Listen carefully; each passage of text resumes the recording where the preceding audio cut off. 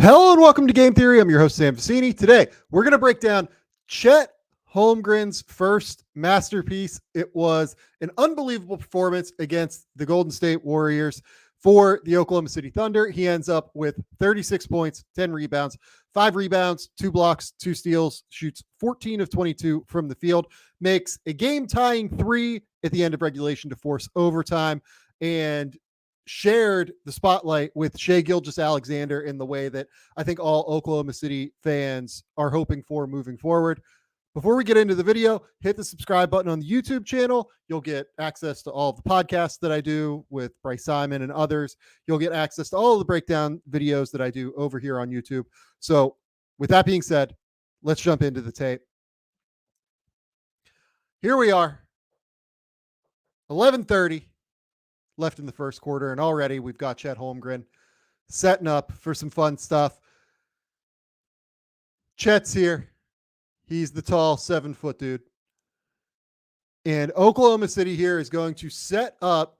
It looks like they're almost going to set up for a Spain action, but instead, Chet's going to turn it into a double drag here, as you're going to see. Almost a delay double drag. Video kind of started wonky. So he sets it into almost a delay double drag. But as you're going to see there, Jalen Williams,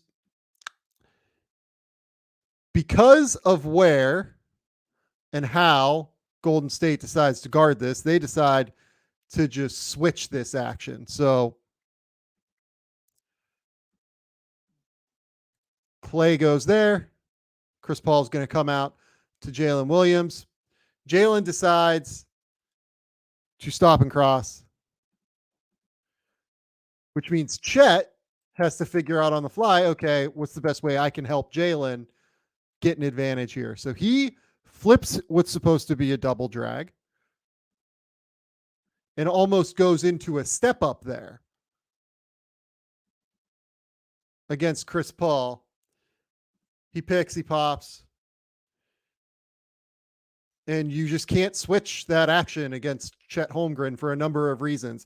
One big thing that we're going to talk about throughout this video are just the different ways he creates real marginal advantages on offense. I think Chet has actually been a little bit better on offense than defense this year, despite what his reputation was coming into the NBA. A big reason why he creates so many marginal advantages. He is able to stretch bigs away from the basket. He's able to take advantages of mismatches on the block. He's fast. He's mobile. He's extremely coordinated.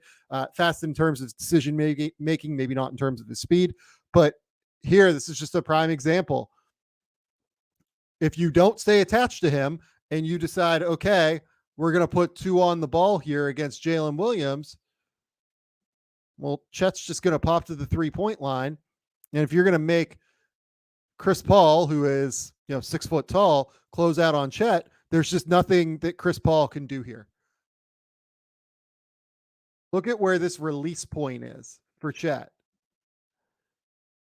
There is not a 6-foot person on the planet that can contest a Chet Holmgren jumper from that far away. If Chris was already into his body and was trying to make it difficult on the catch, that's one thing. But when you put 2 on the ball and you force Chris to close out, there's just nothing he can do on this. There's literally nothing he can do. Chet steps up, knocks it down. Second possession of the game, and we're already rolling here for Oklahoma City and Chet Holmgren. Here we go. We're going to see just a quick DHO into a screen reversal, pocket pass into Chet. And again, you get to see just how quickly he kind of covers ground on offense with his footwork here, right? Footwork and ball handling here. This is literally the next possession down the court. 11:13 left in the first quarter. DHO just flips it with quick feet. The footwork is here. He sets a good screen. He's going to get contact on Wiggins. He gives that quick little push off, right? And then we're in perfect pocket passing zone here. This is a real significant amount of space. And this is what issues Shai Gilgeous-Alexander paired with Chet Holmgren are going to cause, right? Because Shai is such a difficult downhill force and isn't necessarily like some unbelievable pull-up shooter from 3, although he is certainly improving. If you're Looney, you do kind of have to drop this. Now, we'll talk about one way that Golden State didn't adjust to this throughout the game that I think they could have. But I think you basically have to drop this, because if you don't, let's say that Looney is up here and he's playing a little bit higher, Shea is just going to go around him, I think. But instead, he has to play here, which is going to set up that ocean of space, right? And that's just an easy pocket pass. Now, again, with Lou Dort being in the corner here, if I was Golden State, and I would assume that in the playoffs, you'll see teams play this a little bit differently. This would be against, well, it's not really against Golden State's principles. Chris Paul needs to be over here is the problem. So he's going to flip. He's going to roll this way. Chris Paul needs to be tagging this. He needs to be over here a little bit farther, especially when he's guarding Lou Dort. Lou Dort is a guy who will take shots. He is not necessarily a guy that teams feel like they drastically have to guard. Chris Paul's late on the tag. Chet Holmgren ends up getting that bucket. Pocket pass late on the tag. He covers ground so quickly because of his length, 7'1" with a 7'6" wingspan, that it's just going to be really hard to manage him. Next time here, this one's going to be our first defensive possession for Chet. I like how Chet here, you're going to see him switch. They're going to run a split cut. The way that Golden State, and for people who don't know what a split cut is, and just basically Golden State's patented split action that they've always run for years. So Klay is going to come here. They set this screen in order to try and get this switch. Like their goal here by setting this early screen, in my opinion at least, Kevon sets this screen here. Klay comes around. Looney tries to stay attached to Williams. You're hoping that as Chet has to stay up here because he's guarding Klay Thompson, a real shooter, that you're going to get this switch action, this switch here on the defensive side, right? This is what Golden State's hoping for, starting this action with that quick on ball. So you're going to see Kevon going to run to the rim here and set up on the post. So what a split action is going to be is he's going to set up on the block. Klay is going to throw this ball here to Chris Paul. And Chris Paul is going to take it and enter the ball onto the post and then go set a screen for Klay. So this is going to come here, try and set a screen. Klay is going to come here. Really, these end up being option routes, kind of. Like if you're a wide receiver in the NFL, you'll see that later in this game, specifically with one play that I'm thinking of with Stephen Curry. Klay has the option to either come around, or once he hits the screen, he can back cut. You're going to see here, he decides to come around the screen, take it, accept it, which is probably the right call. His idea here is that a big is not going to be comfortable guarding him in space, right? He's not going to be comfortable guarding him coming off of a screen. But look at the way that Chet gets through this. This is a good screen from Chris Paul. He does a great job. He gets this late contest here. This is really, really good stuff from Chet, I think, to get around here. You would expect an older version of Klay Thompson, 2015, whatever, prime Klay Thompson, to probably make this, right? But that's not the version we're at right now. And Chet never quits on the play. You're never going to see Chet really quit on actions unless he's like dead tired. This one does a great job getting around, gets that late contest on Klay, and we're on to the next possession here. 9 minutes left in the first quarter. And this is just pure Chet being able to ISO someone in a way that makes it really hard to guard him, right? So you're going to see just this quick little screen action here from Giddey, and they're going to bring the ball to Chet here on the wing.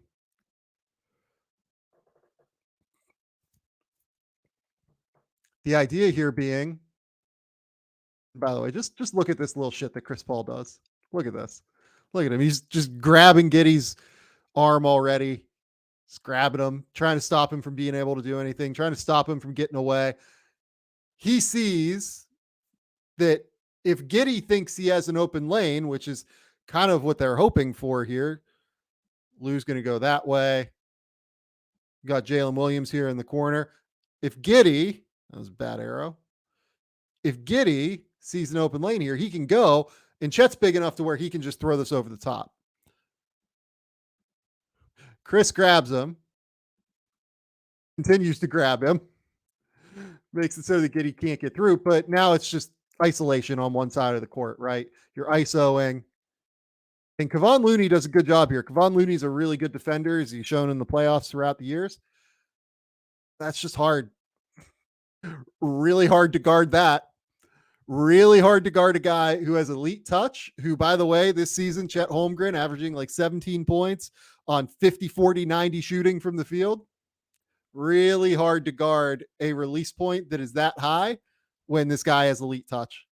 I mean, that is just ridiculous. That is absolutely ridiculous. That ball went in. Not sure what happened there to the video. Chet Holmgren here. He's going to set. This is an out of bounds play. Shout out to John Hollinger calling Josh Giddey here, the slob wizard. Sideline out of bounds is what slob stands for people who were very confused about Giddey being called that. So Jalen's going to come up, get the ball, and then you're going to see just like a quick little flipped screen action here by Chet. And then we're going to roll to the rim. And you're just going to see him create. He's going to create an extra possession here by sealing off Clay early. Look at when he starts to seal Clay. He's starting right here already. He's asking for the ball, but you can see he's starting to turn his body, right? And now he's got him fully turned. He's got him fully boxed. This is perfect, right? He's got the arms back. Clay's not going to be able to go anywhere. Now, this is the one place where if I had minor gripes about what we've seen from Chet so far, his finishing around the basket, I think, could stand to be a little bit better. So here, this is where he catches the ball, catches it way above his head, right? And I get this is hard, right? This is really hard. Catches the ball up there right at the rim. Brings it down here. Like basically to waist high. If you keep that ball even up here as you come down, Chris Paul can't get to that ball. Maybe Clay can, but got to keep the ball high, young fella. Ends up getting stripped. Chet's finishing around the basket as a guy who's 7'1" with a 7'6" wingspan. Because he's not some wildly explosive vertical athlete, there have been a couple of moments this year that have been, oh, well, maybe like to see him finish that. This is one of those minor gripes, given how good he's been this year. Next time down, Chet's the trailer here. Looney is like trying to shade here, as you can see. He's got 1 foot in the paint. Shea is so dangerous, and he's just being guarded here by an older version of Chris Paul. Chris Paul's 6 foot. Shea Gilgeous-Alexander 6'6" with a 7 foot wingspan. Chris is physical. He's tough. This is actually like a pretty okay position for Chris because of how strong he is on the ball, on the block, when he can get his body in front of somebody. But you still have to have this shaded help over here. And you can see that Kevon the whole time, he's not even paying attention to where Chet is. His eyes are that way the whole way because he's worried about Shea. Chet sees that 45 cut, finish at the rim with the left. Great fundamental play there by Chet. Trailer, he's spacing. There is no point there where Kevon looks back. And that's because of Shea. Shea is probably one of the 5 best offensive players. Like, if we're talking purely offensive basketball players in the NBA right now, if he's not in the top 5, he's damn close. He is so dangerous that you have to shade help if he's empty side. Aren't many guys that are going to be able to guard him, but because of that, you're going to see Chet. That's just an easy dive to the rim, easy cut to the basket, head turned. Kevon realizes, oh shit. Wiggins.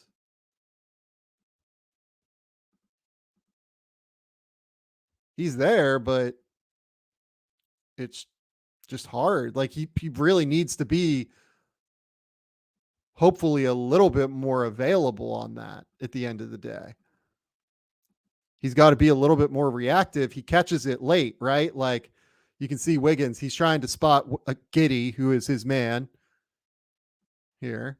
Spotting Giddey right as Chet makes this cut here.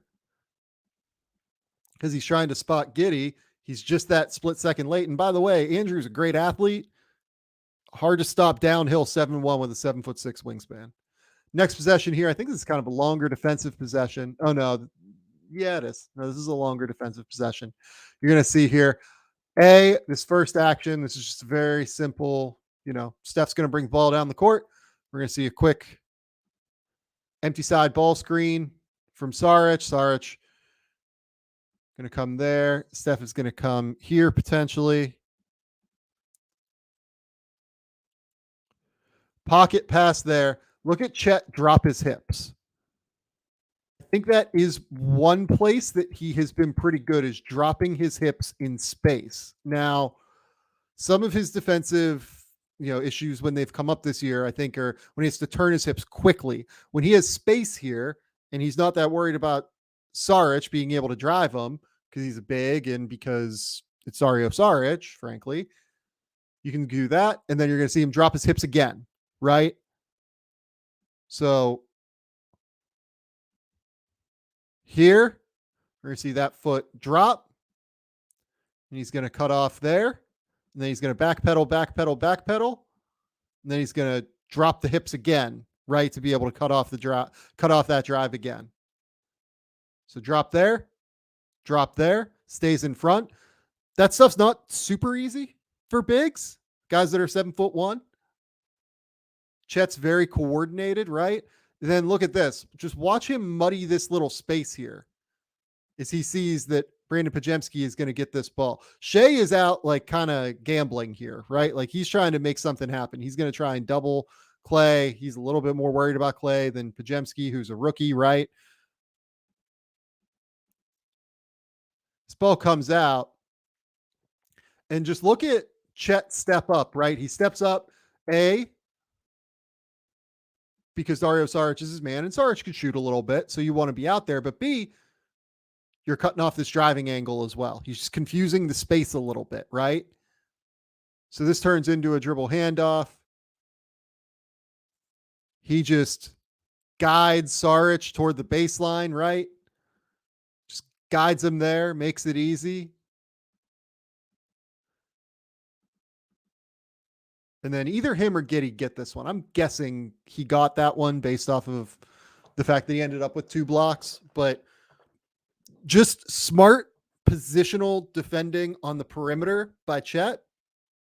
There are some times where I think he can get a little bit positionally out of whack just because he's a rookie and it's, 13 games into his NBA career. Totally fine.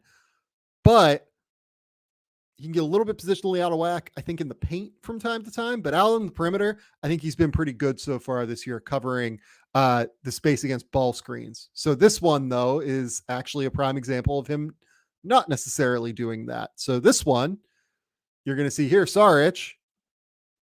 It's going to be a DHO off of what I believe is like a zoom action, if I saw that correctly, right?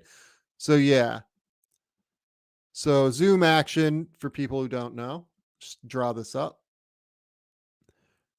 So Brandon Pajemski is going to come down, set that screen. Saric is going to come up, essentially set a second screen with a dribble handoff, and the corner man comes up and takes the ball, right? So here,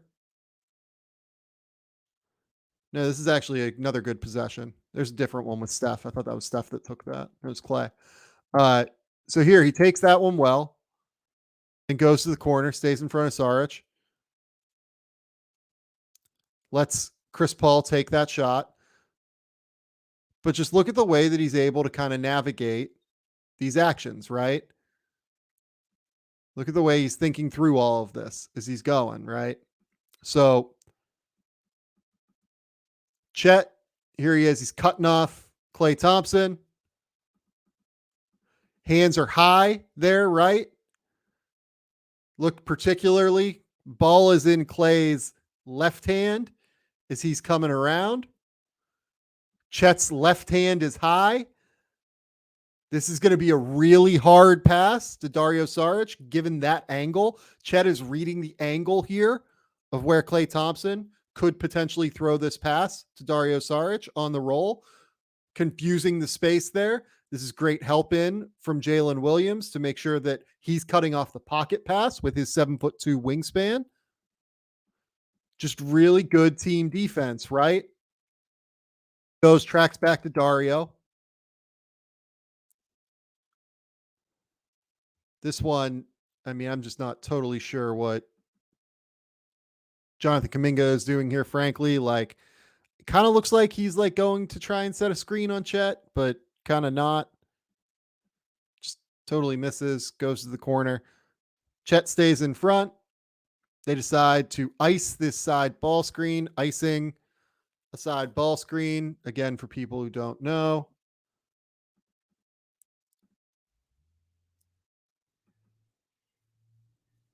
Mitsic doesn't do this super well, but Chet, is going to back off. He's going to basically dare Chris Paul to try and get into this mid range and shoot a shot like here.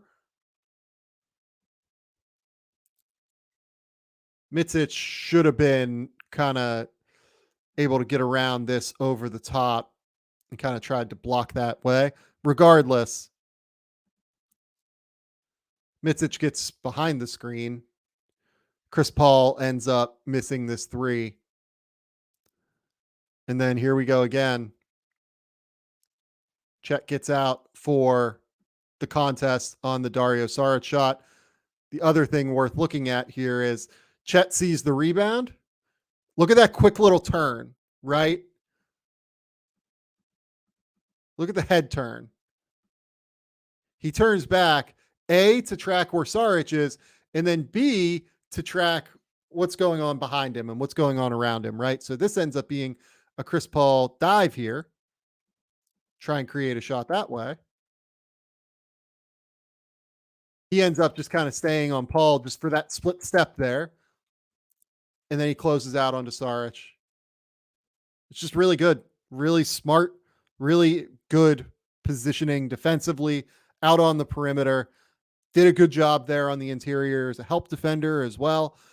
Just constantly moving around, making sure that he's able to cover ground defensively across the board. Just really, really solid play, right? And then we're going to come down here this next time down, empty side ball screen, right? Empty side ball screen against Brandon Pajemski. I thought Pajemski really struggled in this game on defense. And then here we go.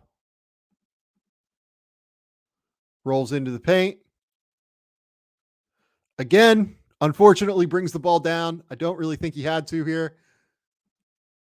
Keep that ball high as you drop step and pivot. And that's an and one. Instead, he picks up the foul from Sarge. Just really sharp stuff from Oklahoma City, putting Chet in space, putting Chet in these empty side ball screens, and then as well as Chet himself being able to defend and kind of close off a lot of that defensive possession as well. This is a fun one here. So this is kind of like a horn set where, as you can see, for horns, you've got one in the corner, you've got one filtering through to the opposite corner. You've got two guys on the elbows. You can do a horns extended, as we're going to see on how this ends up playing out. This one starts with just regular old horns. And Mitsic and Chet are going to go like set a cross screen for one another. And it turn this in basically to a high horns, an extended horn set where you've got two guys here. And then look at all this space here that the defense is going to have to, in some way, account for, especially Brandon Pajemski, who's a little bit smaller, doesn't have great length, potentially on a weak side. So here, this turns into, for Chet, he's going to set a cross screen for Mitsic and then flip a screen and set an on ball for Jalen Williams.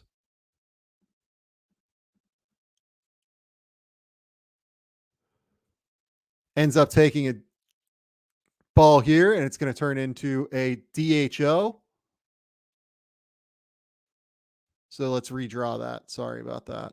So cross screen into entry pass here. Williams is going to go set a screen for Mitsic. Mitsic is going to come around and take a DHO from Chet. So you're all moving. You're trying to get all of these different cross matches, right? That's the goal. This whole time you're trying to find different cross matches.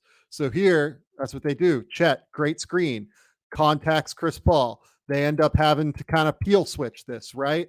Because Mitsic can make that shot. And now you've got Chris Paul in a mismatch on the block here against Chet Holmgren. And now the goal is let's reverse it. Let's get the ball over to that side of the court. Let's get Chris Paul on the block against Chet Holmgren. And that's just not a tenable matchup for Golden State. It's an awesome set. It's an awesome, awesome set by Golden State here, or by the Thunder here. I'm sorry. So cross screen by Chet, going to come up here. He's going to come under, turns into an extended horn set. Entry pass here. Goes, sets the screen. Mitsic then going to come around the DHO, and you're going to force that switch from Chris Paul because of the good screen, right? One more time through. Essentially what you're doing there and how this works is it becomes almost kind of like a Chicago action. It's like a middle Chicago or a middle zoom, right? Where you're setting this screen here and he's coming around to take this DHO. It's creative. It's fun. It's really hard to guard when you have 5 perimeter players out there and you can't switch it. And if you can't peel switch, you have just fewer options in terms of how you have to guard those things. And if you do end up trying to not peel switch it, well, you're probably going to end up getting screwed. Next one here. Chet takes the entry at the top of the key, flips the screen, ends up just being a pick and pop out. I put this one on here just to showcase, like, this is so stressful on a defense, right? So DHO into a flipped screen where, I mean, look, like, this is what makes Oklahoma City kind of so special. Mitsic is essentially the point guard here. But really, I don't know if you want to run Lou Dort on this. We've seen Jalen Williams run these actions. Jalen just literally ran the last one. That's Cason Wallace there. Cason can run these actions. You have 4 guys here. Really, if you wanted to, Chet could run something like this. You have 4 guys here that can run all of the same actions. It's the epitome of that idea of positionless basketball in a lot of ways. This time, Chet sets this screen off the dribble handoff because Wiggins has to get around it, and they decide to essentially drop it with Saric. There's just all this space here for a pick and pop, right? That's a 4 and a 5 man having to guard a ball screen. And it just ends up being a wide open shot. This stuff's not hard, not easy to deal with. That's why Oklahoma City is putting so much stress on everybody right now on offense. They're essentially playing positionless. So this one here, this is the one that I thought was an issue earlier. The way, so Oklahoma City and Golden State have played 3 times so far this year. This was the game I think that was closest in terms of everybody being available for both teams, right? So Draymond Green obviously not available for Golden State in this one after the Rudy Gobert incident, but in the first one, Shea missed it. In the second one, Steph missed it. So this is Chet's second time playing Stephen Curry, and having him like have to figure out how to adjust on the fly to Stephen Curry in this game was really fun. So this is a high ball screen here where Sarge is going to set this at, what do we want to call that? 26 feet from the basket, maybe 27, something like that. And Chet's feet are backing up and already below the 3-point line. You can't do that against Steph, right? So feet beneath the 3-point line, Steph is going up. That's the reality of Stephen Curry and who he is as a player. Got to be able to stop that stuff, right? Got to be able to do it. That's going to be what Golden State will try and figure out if these two teams play in a postseason series at some point before Stephen Curry retires. And as you'll see throughout the course of this game, I think Chet did a really good job of figuring out, okay, I have to be here. I have to be a little bit higher on these screens. It's just a cat and mouse game. It's just him trying to figure things out early in his career. This one ends up being a bucket. Steph's going to get you from time to time, right? So look at this next one even, right? So Saric sets this screen a little bit lower, right? Let's call this at, 25, 26 feet, maybe a foot closer where that foot is. And instead of Chet's momentum going backward while he has 1 foot on that 3-point line, his momentum is pretty balanced here.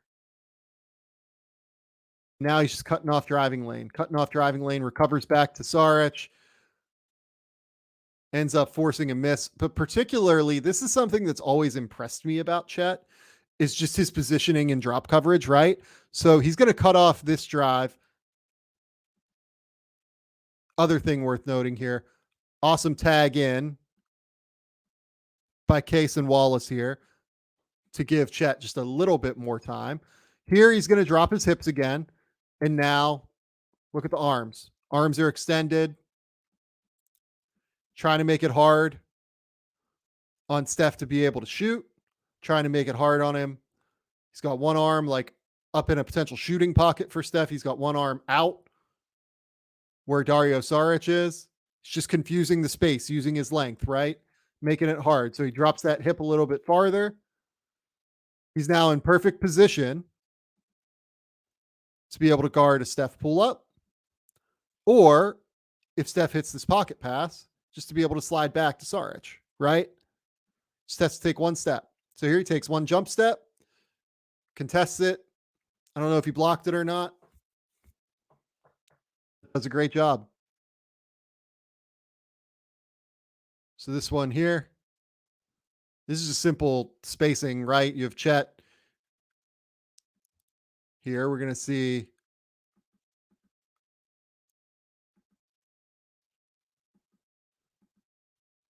just a really fun little like twisty action where, because Shea is who he is as a driver, where he is probably the best driver in the NBA right now at the very least. You kind of have Isaiah Joe here playing like he's going to seal off, assuming that Shea is going to be able to get past Wiggins with his first step. Instead, Joe's going to fake the sealing off and then kind of go all the way behind here.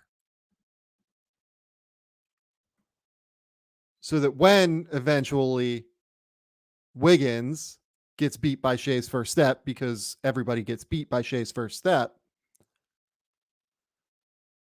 he's setting up as a 40% 3-point shooter who's a real movement shooter to be able to get a wide open shot. This is just a really smart, fun little action here by Mark Daigneault. And what that forces is a rotation up from Looney, forces a close from the corner from Clay. And again, high release point jumper. Having 5 guys on the court who can dribble and shoot at the very least. Giddey, I think, is maybe dribble and pass at the very least in process. Giddey is not necessarily a great shooter, but he makes quick decisions. Having 5 perimeter players on the court creates all sorts of stress here, right? So this next one, just very simple. Just very, very simple. Basketball is a simple game sometimes. And Chet's always looking. His eyes are always up. He's trying to find cutting lanes, right? So this one, this sets up with an entry. And I have no idea why Wiggins does this. Just this is an insane choice to double Josh Giddey off of Shea. This is just completely bonkers. Forces that help rotation in from the corner from Chris Paul. As soon as Paul goes, that's the cue for Lou Dort to cut.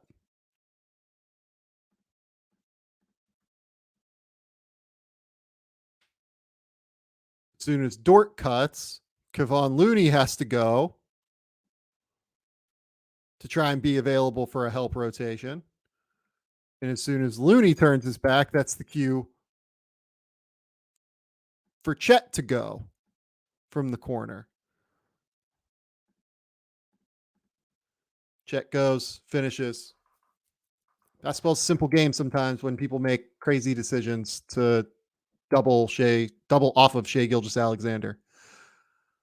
Next one here, empty side ball screen between Giddey and Chet. That time he does keep it high, still gets fouled.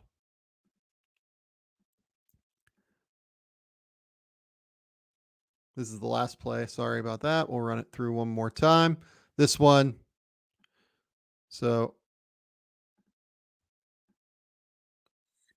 kind of like I believe this is what's referred to as a pistol. No, it's not. This is just an empty. This is just an empty side ball screen.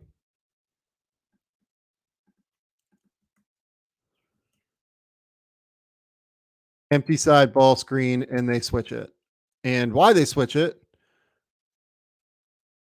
not totally sure, but they do. Chet does a phenomenal job of forcing that switch, in my opinion, by sealing Chris Paul early, never actually coming to a stop and setting the screen here.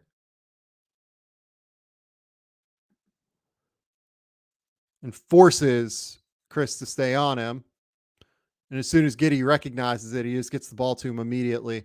Ends up being a foul here. Chris Paul's upset. Yeah, sorry. What can you do? Second half now already. And this is just Chet Holmgren being a trailer, constantly being able to have five guys on the court that can dribble, pass, and shoot is so lethal. This time we have Jalen Williams being guarded by Stephen Curry, which means that Looney feels like he has to be available in a help situation.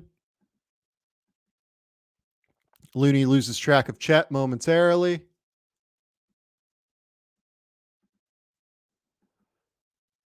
Wiggins kind of looks and sees Chet wide open.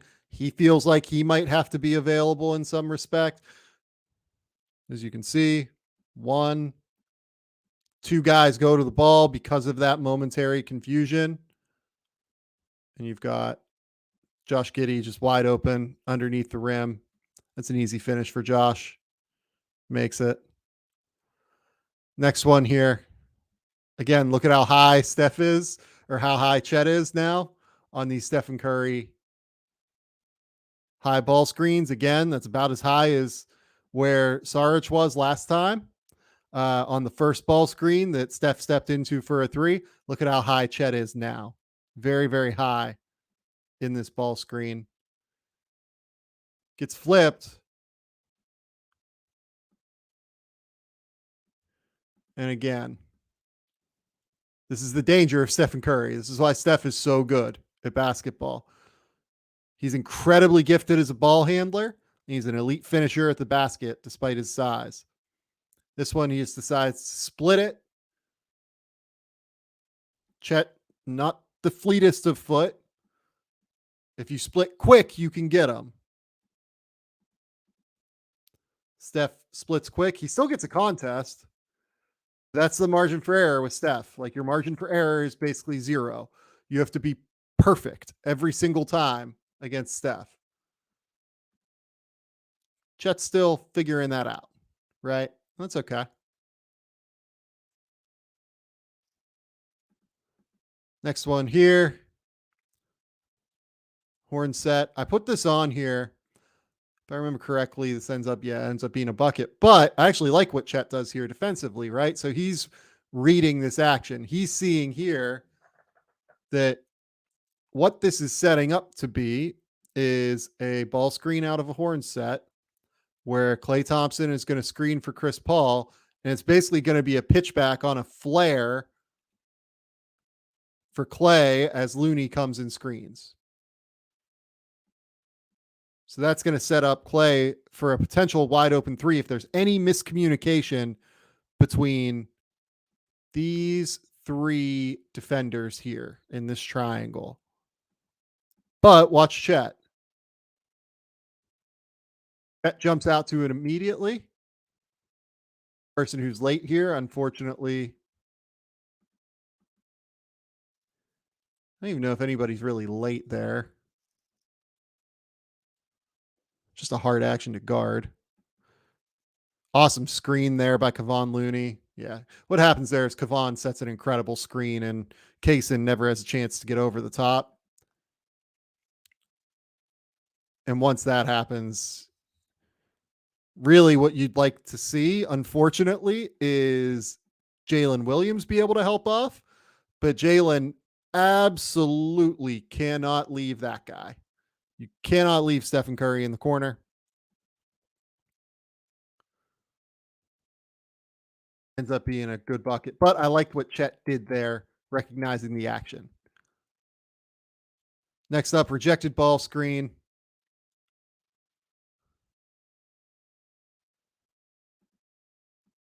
And again, you just see the way that Chet moves without the basketball. He's constantly probing. He's constantly trying to find these little pockets of space, right? So this is just going to be a tight little ball screen here. Shea decides to reject it because he's so ridiculous with his first step.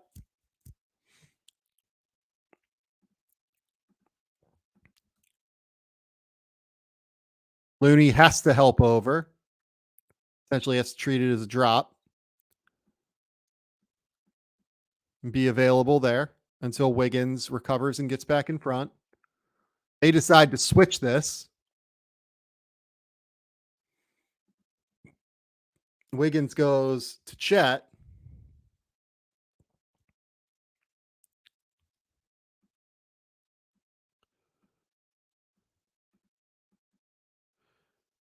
On this roll here by Chet,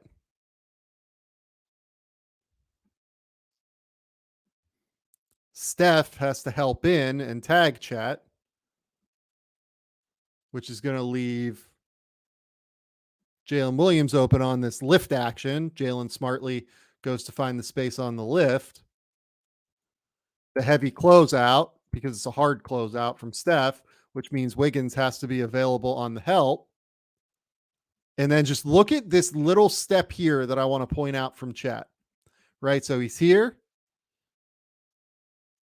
His man has just gone to help, right? His man has just come here. Chet could stay there waiting, but watch him flip his left foot out and just seal off Klay a little bit. He gets his foot directly in front of Klay there, right?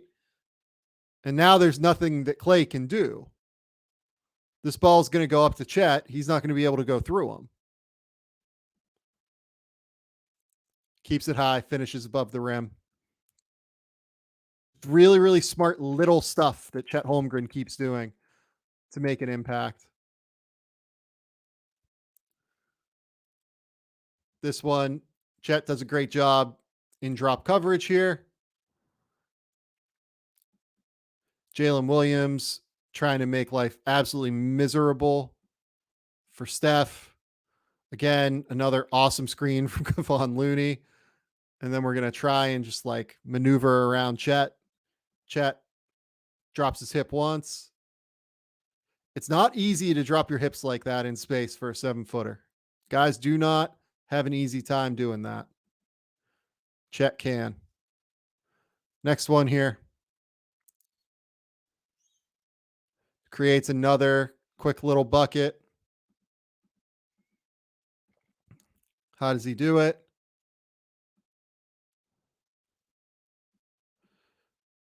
This to me looks like the Warriors are in zone. How do you tell? So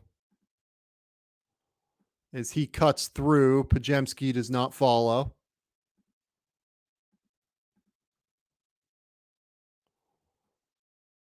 Steph is the low man here.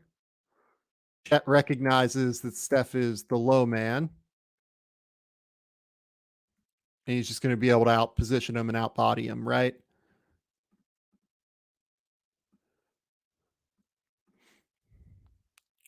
Definitely a bit of a weird possession for the Warriors. I don't totally know why they went to this for a different look for some reason, but yeah, you just can't really. Don't think you can do that against the Thunder. They're too big, too skilled. They'll hit you on the glass. They'll beat you. Next one here, third quarter. Still, again, both feet above the 3-point line. And then Saric goes and reverses the screen again. So what is this? This is almost like a step up from Saric. Chet, both of his feet above the 3-point line here.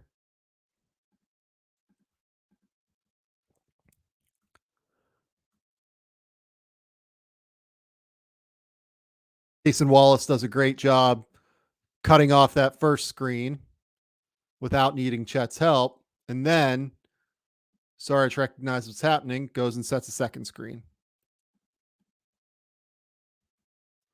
Drills Wallace. Chet realizes it, gets high up, does a great job.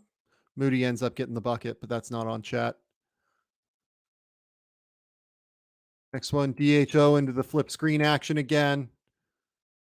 This time Moses Moody's just very late on the tag. So what is this? You're going to get this entry pass here into Chet, into a DHO. And then he's going to flip the screen here, and then he's going to roll to the rim, right? As Shea goes that way.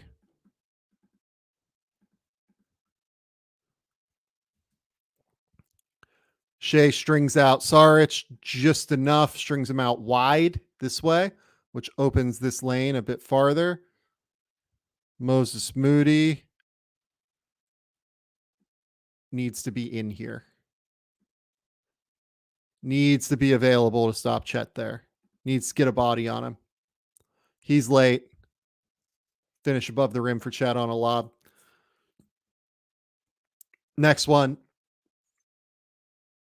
I put this one on here just to showcase the value of having Chet Holmgren on your team, just as a floor spacer, right? So this one is just a tight dribble handoff, almost coming up from, this might have been like a zipper if I remember correctly. No, it's not. It's just him coming up from the corner. So he's going to come up from the corner here, take a DHO from Kenrich Williams and go.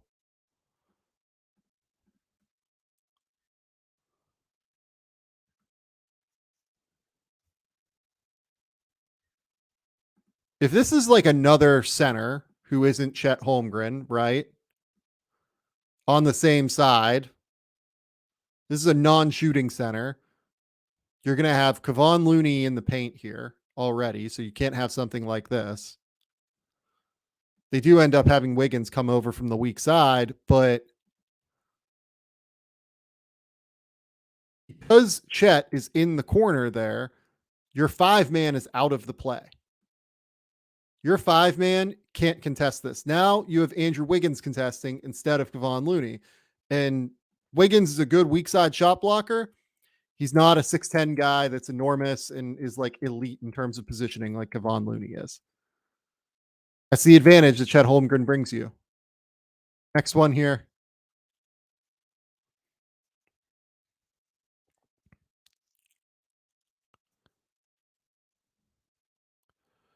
Just an awesome little help there. There's not really anything to draw up on this one. From Chet's perspective,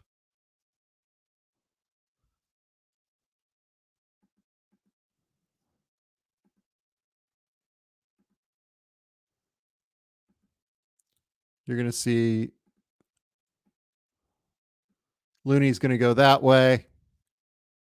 Chet recognizes, look at his eyes. Chet's eyes are there. He's waiting. He has to be available. He ends up forcing the travel. It's another turnover for Chet. Fourth quarter now, 6 minutes left. Sets a screen, rolls to the rim. That's unfortunately just a mismatch kind of across the board for everybody, right? So Brandon Pajemski is guarding Isaiah Joe here. Looks like the Warriors' principles on this possession are to switch all screens, which again, I don't know if I buy the efficacy of that in this against this team, but they set this screen. Pajemski comes out. Brandon plays hard, but he is not fast enough to deal with Shea. Shea is just going to break him down with a quick first step, get to the paint. He's going to force this help here from Kevon Looney, and Chet, as soon as he sees the help, again, always cutting, always attentive, always waiting to see what's available. He gets there, gets the easy dunk. Next one, I think it's literally the next possession down the court.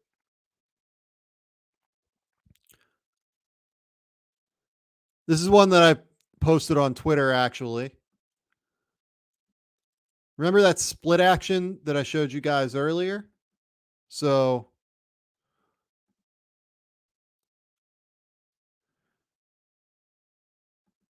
they're setting up for it here.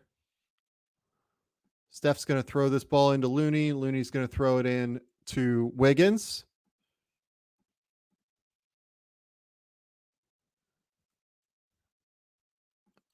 And then this is a screen up from Looney. And Steph has an option to do what he wants here, right? He can go this way and come around and try and get an open three, or he can back cut. I love the way that Jalen Williams defends this to start. And I love the way that they clearly communicate this. And by they, I mean Chet and Jalen Williams. So they're clearly talking. You can see Chet has his mouth open here. He's pointing this way. Could be one of two things on the point. You can't hear it on the broadcast, right?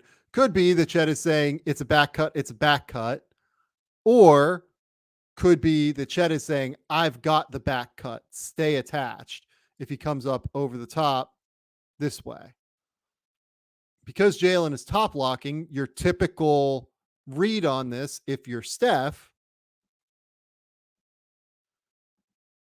once he gets his foot here, is that you do want a back cut, which could create an open passing lane here for Wiggins. But watch the way that Chet is they're talking through it, right? They're still talking. Chet says, I'm going to go on the back cut. As soon as he sees the back cut there, he covers it immediately. Ends up being a foul on Giddey. But the way that those two guarded that at the top was fantastic and resulted basically in an isolation possession for Andrew Wiggins on the post. I don't know. That's probably like a 0.75, 0.8 points per possession opportunity. I'm good with that. That's a huge win, and it's in part due to Chet. This one here turns into ball screen on Clay. Recovers back to Looney. Pajemski just kind of loses the ball. Gets it poked away, I think, by Isaiah Joe. Is that right? Catches him from behind. Yep. And now we're going. And this is the kind of stuff we haven't seen a lot of in this game. But Chet has full liberty to grab and go, right? As soon as he gets this, look at his eyes. His eyes are up and he's looking. He's surveying. He's trying to see what's going on, trying to see what's available, right? He sees that he's going to have a one-on-one with Klay Thompson. Klay fouls him. He gets the bucket and one. And we're off to the races here in the fourth for Chet, right? So this one again, great defense, covers up Steph and just jumps that little, again, like I said, you have to be perfect guarding Stephen Curry. Look at how well Chet does here. This is setting up as a double drag with Chris Paul and Kevon Looney, right? Where Steph is going to come off and he's going to try and get downhill to get to a step back to the left from three or to just skip to the rim. So they switch the first one. Steph goes back. They end up switching this. Almost looks like they're going to switch it, but they don't, it looks like. They show on the screen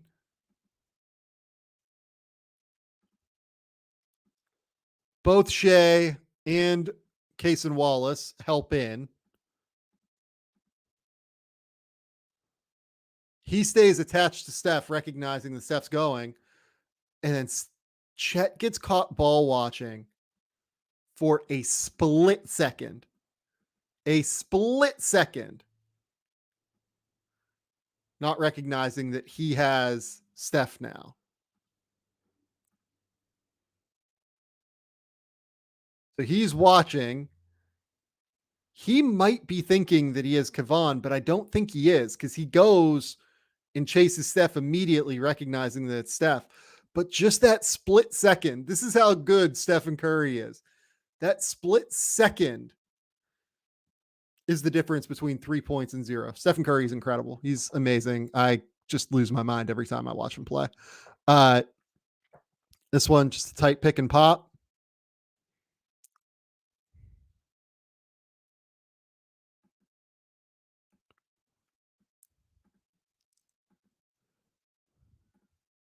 So sets the screen here, gets Shea downhill.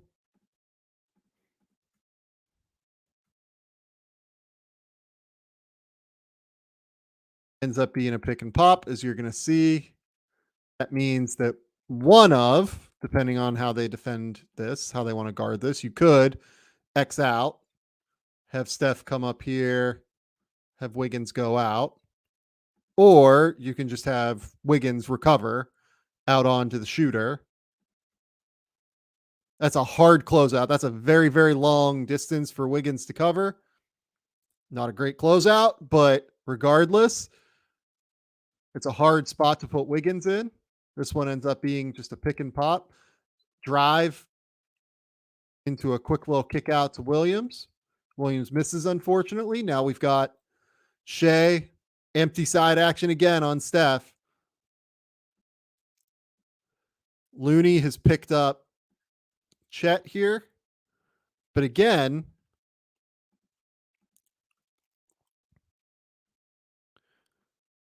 eyes have to be there. He steps up, he even literally turns his hips and steps up to be the help man, knowing that this is a mismatch, right? And just as he's doing that, Chet just keeps drifting. Just keeps drifting away. Klay is now guarding 1-on-2 here, basically. 1, 2.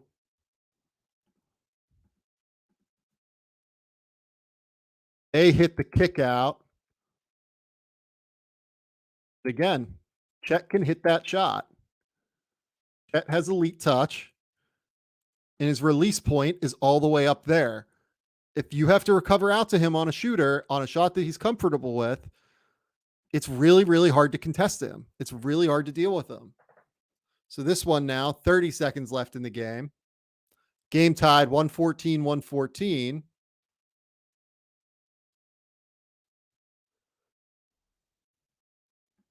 And again, I put this on here just because Chet has struggled finishing a little bit from time to time around the basket.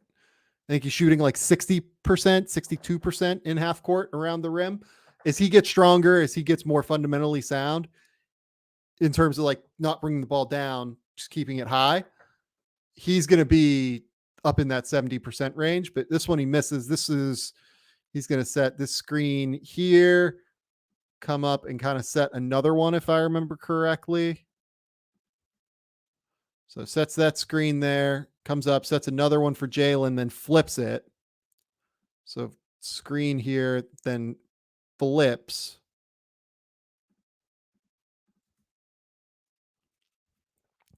Slips it early as Kevon Looney's momentum is all going this way. Chet is now already getting downhill this way. Timing is impeccable from Chet on this stuff. He just leaves this one a little bit short. That's going to change as he gets older. That's going to change. Again, though, I do want to note, keeps the ball high here. Does a great job not bringing it down. Doesn't give anybody a chance to get it.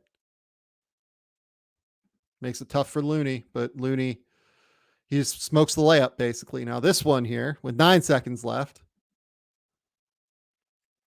Chet is guarding Kevon Looney.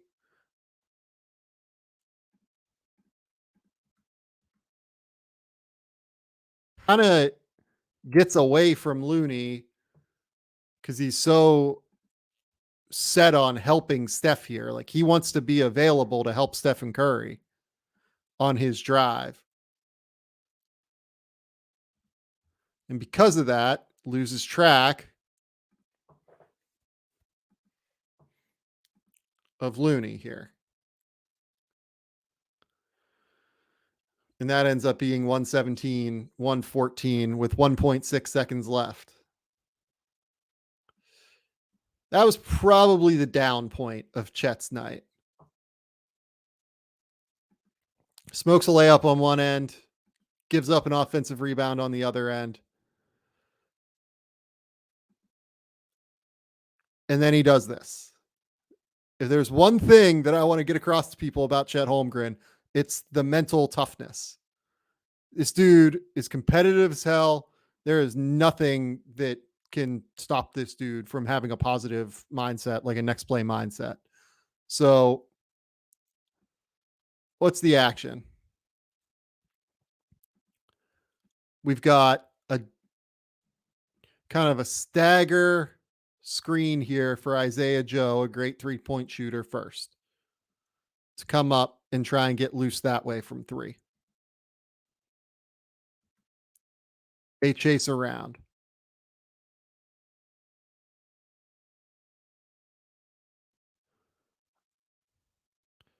Jalen Williams shoots to the opposite corner here.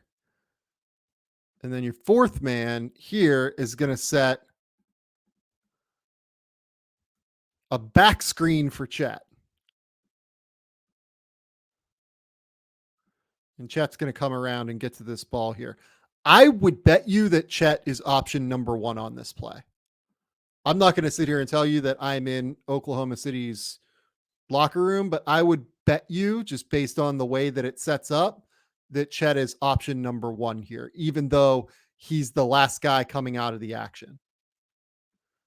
I think the way that they're operating this is that they're using Isaiah Joe, the 40% 3-point specialist, as a decoy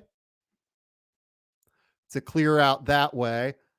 They clear out Jalen that way. And then they're going to have Chet leak around here from a Shea screen.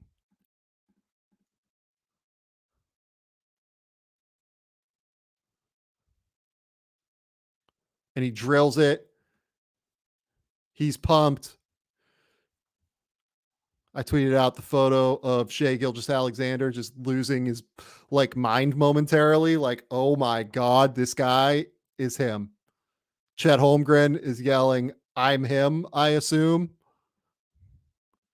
Chet Holmgren is him. This is his house. He now owns the Chase Center, at least momentarily.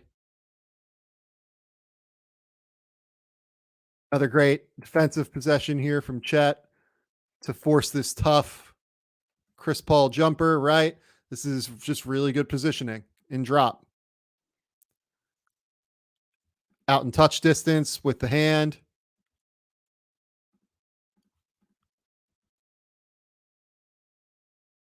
Wide hands. He's got that arm out. He's got that arm out.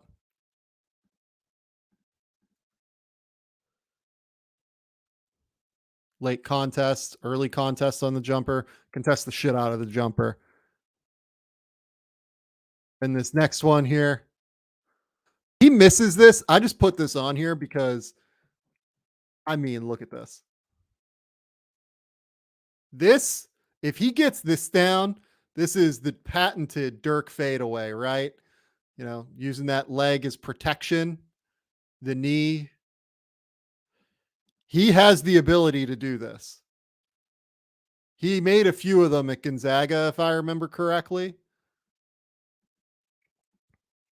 This is a turnaround fadeaway for a guy with elite touch and an incredibly high wingspan. That release point on that jumper is unguardable. He's got the knee into Clay's body. That is unguardable for a 7-footer. Forget that Klay Thompson is like 6'7". If that's a 7-footer there, that's unguardable. If he gets that shot down, that's Chet Holmgren being like a 25 point per game scorer easy. That is a lethal potential situation for Chet. This might be the last possession here. If I think I have one more actually after this. So this one, I think you can see here, it's 3:33. He's been playing for like a 9-minute, 10-minute rotation here of like incredibly intense basketball. This was a crazy, crazy intense game. This was a playoff game. It felt like by this point. Chet, I think, is a little bit wiped, to be honest with you. Kind of doesn't notice the potential for like a DHO keeper here. Kind of assumes it's just going to be a play where Steph is coming around and then Looney's going to roll this way. Instead, Looney just keeps and goes. And once he does that, it's curtains. This is a really smart read from Kevon Looney. Looney opens up his passing lane here to Chris Paul. I mean, this one's on Chet, unfortunately. I think he just kind of lost that little bit of like mental, like stick with it for that second, probably just because he's a little bit tired. That's okay. Because next time down the court, we're going to run a quick little pick and pop. We're going to force that heavy closeout from Wiggins, and then we're going to get fouled, right?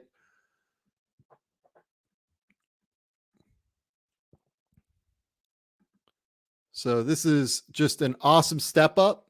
And what makes step ups hard to deal with is that you need to be able to angle around them coming around this way. If Shea is just able to beat him, it puts an immense amount of pressure on Kevon Looney. That's a beautiful behind the back pass. I haven't mentioned Shea much in this video. I mean, Shea was unbelievable in this game. It was truly unbelievable. Chet forces the heavy closeout. Gets fouled. That's your 120. Chet doesn't really do anything else in this game. But that's your Chet video. I mean, this is a masterpiece. This is a rookie. This is in his 13th game. You know, I think they're 10-4 now after this game against Portland last night.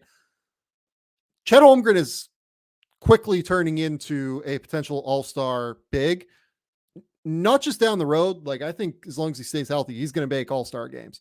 He's turning into a potential all-star this season.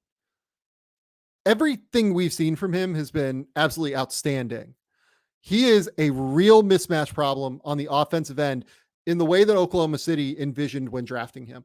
Throughout the years, if you listen to the podcast, I've talked about how Oklahoma City has played this 5-out brand of basketball where they have wanted their 5-man to be able to grab and go. be able to play on the perimeter, be able to play real 5-out offense. The problem was that guys like Darius Baisley, Isaiah Roby, Alexei Pokashevsky, guys like that, they can't really protect the rim. Chet Holmgren can protect the rim.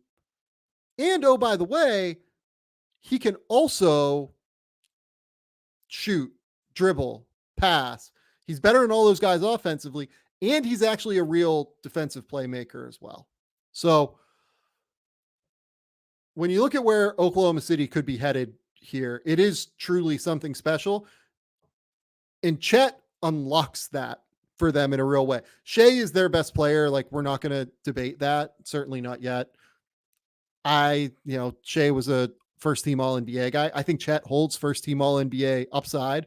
It's possible he could get there at some point, but Shea's their best player. But the guy that really unlocks everything that Oklahoma City wants to do, everything scheme wise that they've been building toward over the course of this fast tracked rebuild, it's Chet Holmgren. It's the competitiveness that they've looked for in drafting guys like Shai Gilgeous-Alexander, like Jalen Williams, like Chet, all of whom are killers, all of whom are like great human beings, but also absolute killers, and all of whom have elite positional size, great processing ability, great skill.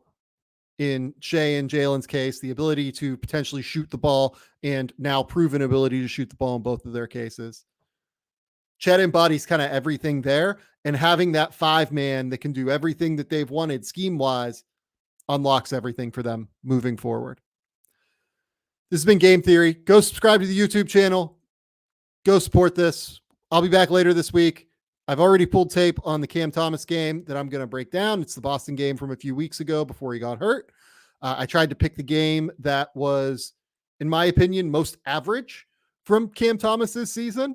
To this point in the 8 games that he's played. He's averaging, I think, 26.9 points per game. He scored 27 in that game. He was right around the same field goal percentage.